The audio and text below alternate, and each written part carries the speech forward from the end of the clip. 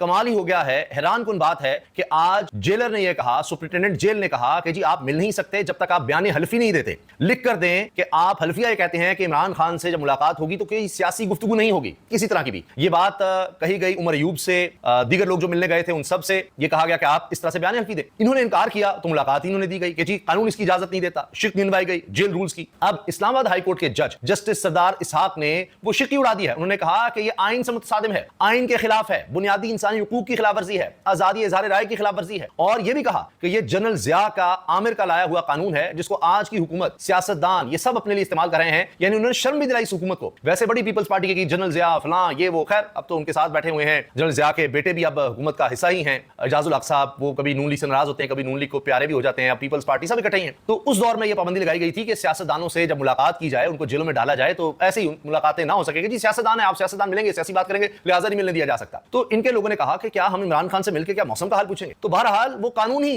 कलअदम करार दे दिया। आइन से मुतसादिम कोई कानून नहीं बन सकता, रूल्स नहीं बन सकते। तो वो आइन के खिलाफ था। जज साहब ने कहा लो जी। और आप ये देखें इससे पहले क्या हुआ कि हाई कोर्ट से ऑर्डर आया था कि इमरान खान से मुलाकात नहीं करने दी जा रही, मुलाकात नहीं करने दी जा रही। तो इन्होंने कहा कि क्यों नहीं मुलाकात करने दी जा रही, सरदार इसहाक साहब ने कहा था। तो कहा गया जी सिक्योरिटी का मसला है। तो कहा कि जेलर अगर आ सकता है यहां तो फिर इमरान खान भी आ सकता है। अगर आप ऑनलाइन भी मुलाकात नहीं करवा सकते तो फिर ऐसा करें कि इमरान खान को यहीं पर ले आए, अदालत में हम सिक्योरिटी का देख लेंगे, आप यहीं पर ले आए। तो थरथली मच गई। मैंने उसी को कहा था कि हुकूमत तो मारी जाएगी, ये तो हो ही नहीं सकता इमरान खान को जेल से बाहर लेकर आए। तो फिर क्या कहा उसी वक्त जी हम 3 बजे तक का टाइम है, 3 बजे आपके वकला और दीगर लोगों की इमरान खान से मुलाकात करवा देते हैं। फिर मुलाकात हो गई। तो कहां गया सिक्योरिटी का मसला, कहां गई वो सारी शिकें, वो मसाइल। फिर अब ये भी हुक्म आ गया है अदालत का कि इमरान खान से उनके बेटों की बातचीत करवाई जाए, चाहे ऑनलाइन करवाएं, व्हाट्सएप के थ्रू, वीडियो के थ्रू, वैसे फोन पर, जिस तरह भी वो बात करवाएं। जो चीजें कानूनी हक है इमरान खान का, चाहे अखबार की सूरत में है, चाहे कुछ देर उनको चहलकदमी की इजाजत होनी चाहिए जो हर कैदी को होती है, सारा दिन उसको कोठरी में नहीं बंद रख सकते आप, वो सहूलत दी जाए। अब आज का दिन तो खबरों से भरपूर रहा अदालत के हवाले से भी अगर आप देखें। और इसके साथ साथ जो कुछ चीफ जस्टिस ने किया, आज तो लग रहा है कि काजी फाइज ईसा और इस मौजूदा गंदे गले सड़े निजाम के फैसले उड़ने का दिन था। आज था तो जुमेरात लेकिन जुम्मा बन गया, क्योंकि चीफ जस्टिस याया अफरीदी साहब ने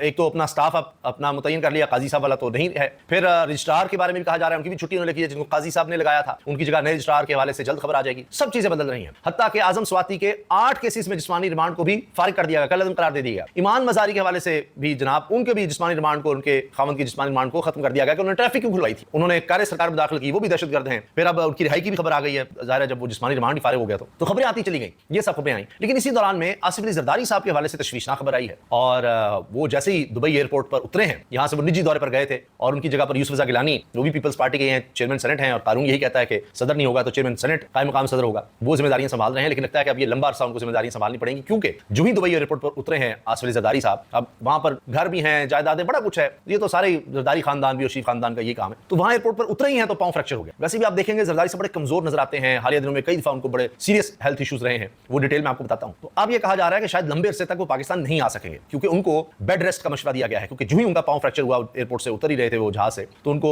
फ्रैक्चर हो गया पांव में, फिर उनको ले जाया गया हॉस्पिटल, वहां पर उनको प्लास्टर किया गया है। डॉक्टर्स ने उनको मुकम्मल बेड रेस्ट का कहा है, मुकम्मल, क्योंकि उनके और भी हेल्थ इश्यूज हैं। और अब 4 हफ्ते कम से कम उनको आराम का कहा है। तो शायद इम्कान यही है कि वो अब पाकिस्तान नहीं आएंगे और बेड रेस्ट है तो वो दुबई में ही वक्त गुजारेंगे। वहाँ उनके वैसे भी घर वगैरह है, उनकी बेटी हैं, उनके यहाँ भी तीसरे बेटे की पैदाइश हुई है, तो वो भी खबर सामने आई थी। बहरहाल अभी अगर देखें तो कुछ खबरों का हम जायजा लें तो उसमें एक तो ये नजारा है, मैं आपको इसकी डिटेल बता देता हूं कि पार्टी लीडरशिप से इमरान खान की मुलाकातों के दौरान सियासी गुफ्तगू पर पाबंदी के तनाजुर में दायर दरखास्त में इस्लामाबाद हाईकोर्ट ने जेल में कैदियों की मुलाकात में सियासी गुफ्तगू पर पाबंदी की शिक 265 कलअदम करार दे दी। अदालत ने करार दिया कि कैदियों की सियासी गुफ्तगू पर ब्लैंकेट पाबंदी आइन की एसोसिएशन और इजहार राय की आजादी की शिकों से मुतसादिम है। जस्टिस सरदार एजाज इसहाक खान ने जेल मुलाकातों में सियासी गुफ्तगू पर पाबंदी की शिक कलअदम करार दी। केस की समाअत में वाज़ेह किया था कि जेल रूल्स 1978 में बनाए गए और वो दौर जनरल ज़ियाउल हक के मार्शल लॉ का दौर था। तब सियासी गुफ्तगू पर पाबंदी ही उनके मफाद में थी, लेकिन पार्लियामेंट, जमहूरियत और सियासतदानों की नाकामी है कि वो आज तक इस शिक को खत्म ही नहीं कर सके। अब ये सब कैसे हो रहा है? ये सब इसलिए हो रहा है कि 25 अक्टूबर तक काजी फैसा साहब की सूरत में जो निजाम के गारंटर थे और बड़ी कुर्सी पर बैठे थे वो अब नहीं रहे, इसलिए सब कुछ हो रहा है। अभी और बहुत कुछ होना है। अभी आप देखिए कि जुम्मे के दिन ये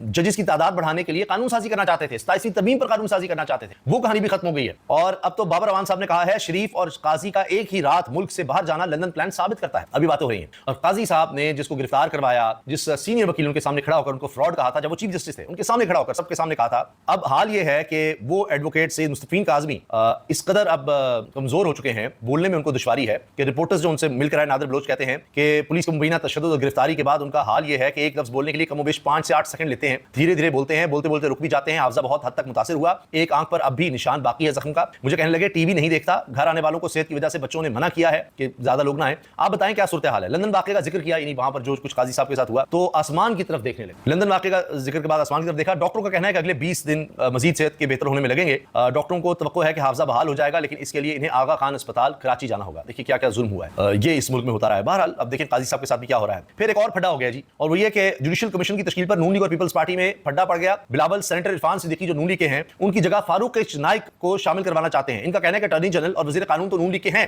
दूसरा जजेस अंदरूनी सिंध से लिए जाएं, हमारे जजेस लिए जाएं। ये फड्डा हो रहा है कि आपके लोग तो पहले ही कमीशन में हैं, जुडिशियल कमीशन में, जिसने जजेस को तैनात करना है, तो आपने अब इरफान सिद्दीकी को भी लगा दिया है सेनेट से, और कौमी असेंबली से भी अपना बंदा दे दिया है, तो हमारा क्या होगा। तो इसलिए अब बिलावल इस पर भी नाराज हैं। और एक और बहुत बड़ी नाकामी, वैसे तो इस हुकूमत की नाकामियों की तवील दास्तान है, उस पर हम कोशिश करते हैं अगली वीडियो में बात करें। पीएचडी इस पर लोग करेंगे कि इतनी नाकामी, इतनी रुसवाई। पीआईए जिसका 84 अरब रुपया बेसिक था कि यहां से बोली शुरू होगी, एक ही बिडर आए और उन्होंने 10 अरब रुपए लगाए और वो बिड ही नहीं हो सकी। 10 अरब देना है तो ठीक है, नहीं तो जाए। ये हाल हो गया है। आलमी सतह पर क्या पाकिस्तान के लिए हो रहा होगा। आसिफ अली जरदारी साहब के हवाले से थोड़ी सी डिटेल में आपको बता देता हूं, थोड़ी सी आपके साथ शेयर कर देते हैं कि आसिफ अली जरदारी के पांव पर 4 हफ्ते के लिए प्लास्टर किया गया है और मुकम्मल आराम का मशवरा है। 69 साल सदर मुल्क को हालिया बरसों के दौरान सेहत के मुतअद्दिद मसाइल दरपेश हैं। मार्च 2023 में मुत्तहिदा अरब अमारात में इनकी आंख का ऑपरेशन हुआ था। 2022 में इन्हें सीने में इंफेक्शन के इलाज के लिए एक हफ्ते के लिए कराची के डॉक्टर ज़ियाउद्दीन अस्पताल में दाखिल कराया गया। इस दौरान इनकी खराबी सेहत के हवाले से फैलने वाली अफवाहों पर इनके जाती मुआलिज और करीबी साथी डॉक्टर आसिम हुसैन ने सोशल मीडिया प्लेटफॉर्म पर बयान जारी किया था कि वो ठीक हैं, क्योंकि बहुत सी बातें होने लगी थी। इनके साहबजादे और पाकिस्तान पीपल्स पार्टी के चेयरमैन बिलावल भुट्टो जरदारी के मुताबिक जुलाई 2022 में इनका कोविड-19 मुस्बत आया था। इनमें कोरोना की अलामत संगीन नौयत की नहीं थी। एक साल कबल आसिफ जरदारी को बार बार सफर करने की वजह से होने वाली थकन और नकाहत की वजह से कराची के एक निजी अस्पताल में दाखिल कराया गया था। आसिफ जरदारी साहब ने